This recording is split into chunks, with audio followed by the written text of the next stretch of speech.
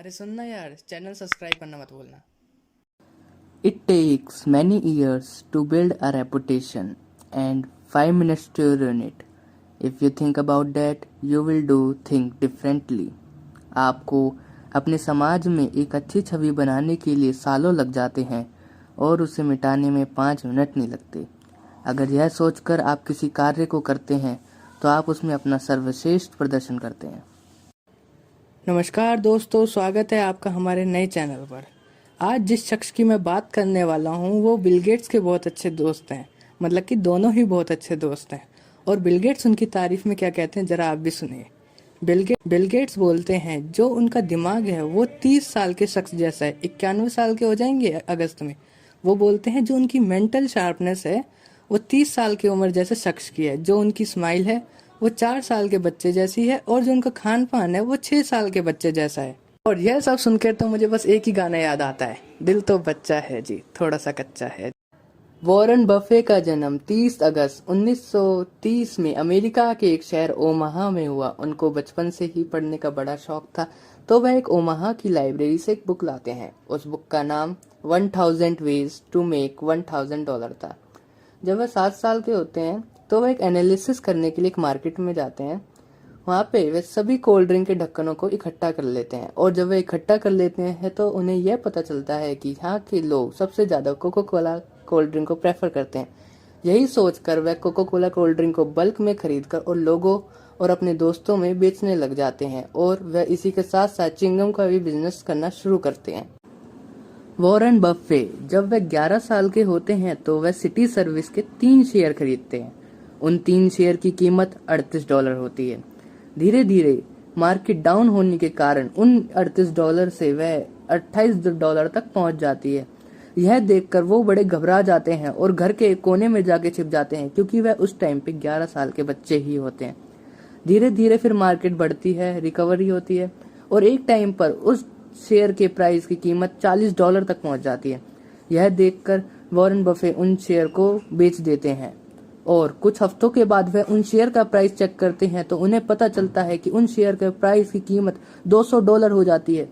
यह देखकर उन्हें यह पता चलता है कि अगर मुझे शेयर मार्केट में पैसा कमाना है तो मुझे लॉन्ग टर्म इन्वेस्टमेंट पर देखना होगा। और यहाँ से वॉरेन बफे एक ट्रेडर और एक इन्वेस्टर के बीच में डिफरेंस बताते हैं।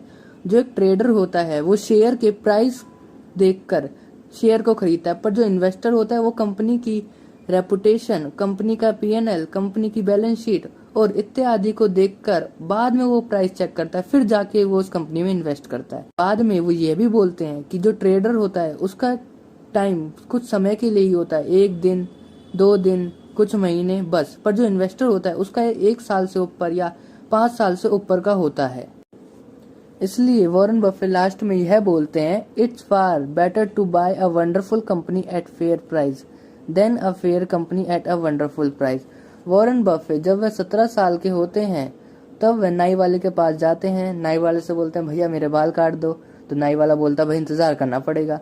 तो वे सोचते हैं कि इंतजार करना पड़ता है, हमेशा जब भी मैं जाता हूँ तो मुझे इंतजार करना पड़ता है, क्यों ना मैं एक ऐसा बिजनेस इस्टेब्लिश करूँ कि लोगों को इंतजार भी करना पड़े और लोगों को इंतजार करने में मजा भी आए।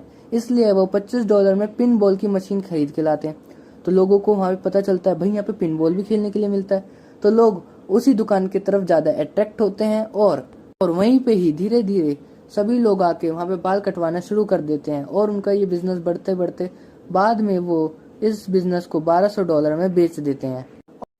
आज भी वॉरेन बफेट दिन में 4 से 5 घंटे अपने पढ़ने में ही बिता देते हैं। वो बोलते हैं the best investment you can make in investment in your self.